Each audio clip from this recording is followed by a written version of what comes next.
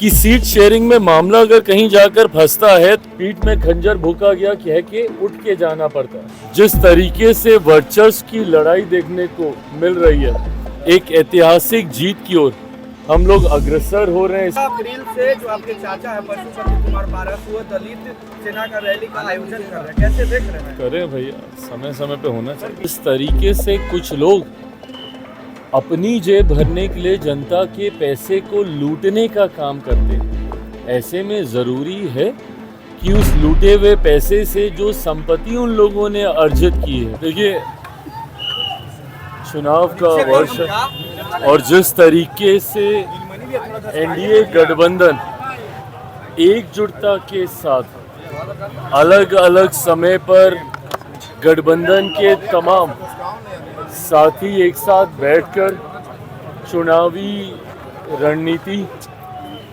चर्चाएं कर एक दूसरे के विषयों को समझकर जिस मजबूती के साथ ये गठबंधन आगे बढ़ रहा है, ये अपने में दर्शाता है कि ना सिर्फ हैंड एंड ग्लव्स की तरह हम लोग काम कर रहे हैं, बल्कि अपने में ये एक विनिंग कॉम्बिनेशन है जो इस बार बिहार में एक ऐतिहासिक जीत दर्ज करेगा। कुछ समय पहले दिल्ली में भी एनडीए के तमाम नेताओं की मुलाकात बातचीत हुई। आज स्वयं गृह मंत्री बिहार में मौजूद हैं। जनसंपर्क कर जनता के माध्यम से तो वो इस बात को समझेंगे ही कि जनता की इस गठबंधन से क्या आशाएं हैं, पर साथ ही में गठबंधन के साथियों के साथ बातचीत से भी कैसे हम लोग चुनाव में अपने प्रदर्शन को और मजबूत और बेहतर कर सकें, इस दिशा में भी आज चर्चा होगी।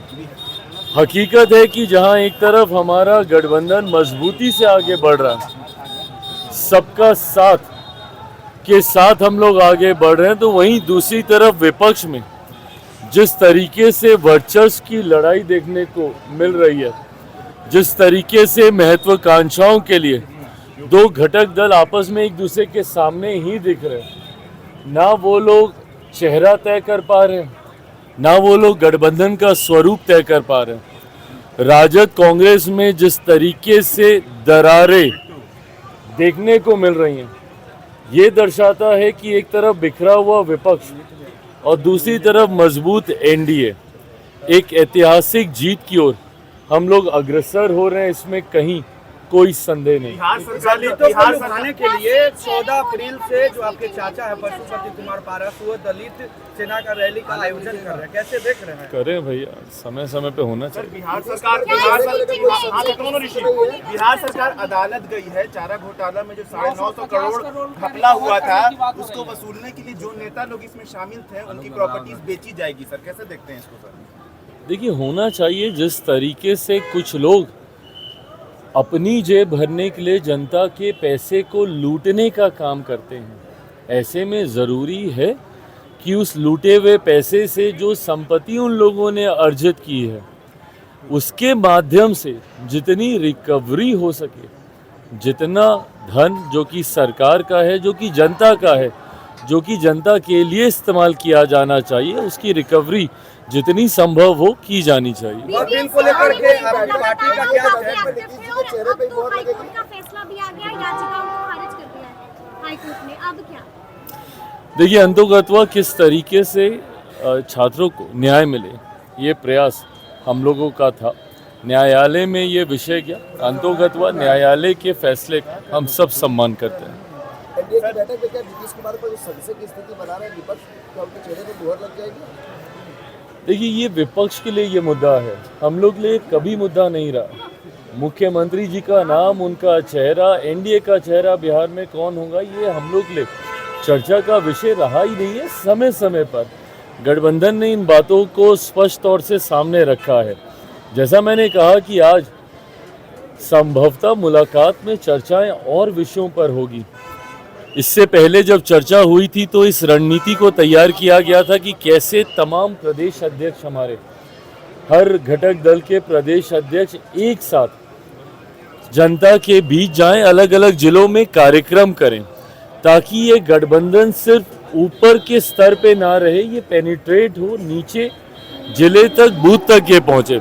और मुझे खुशी है कि इसके जो परिणाम हम लोग को देखने को मिल रहे हैं, जिस तरीके से हर जिले में ये कार्यक्रम आयोजित हुआ, पांचों दल के प्रदेश अध्यक्ष का एक साथ मूवमेंट रहा पूरे प्रदेश भर में, इससे ना सिर्फ हमारा गठबंधन मजबूत हुआ बल्कि बूथ स्तर तक के हमारे जो कार्यकर्ता हैं उनमें ये एकजुटता का संदेश गया, जिसका यकीनन लाभ हम लोगों को विधानसभा के चुनाव में मिलेगा। इसी प्रकार और क्या रणनीतियां हम लोग तैयार कर सकते हैं चुनाव से पहले। इन लगता है सीट शेयरिंग को लेकर, चिराग जी सीट शेयरिंग को लेकर ये सब कुछ ठीक नहीं है। ये हमला अगर आपको याद हो तो लोकसभा में भी किया गया था, सामने देखिए सर, कितने एमिकेबली सीट शेयरिंग लोकसभा में हो गई थी।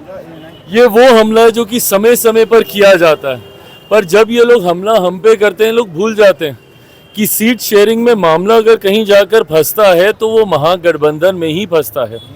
महागठबंधन की प्रेस कॉन्फ्रेंस से ही इनके घटक दल को पीठ में खंजर भोंका गया, कह के उठ के जाना पड़ता है।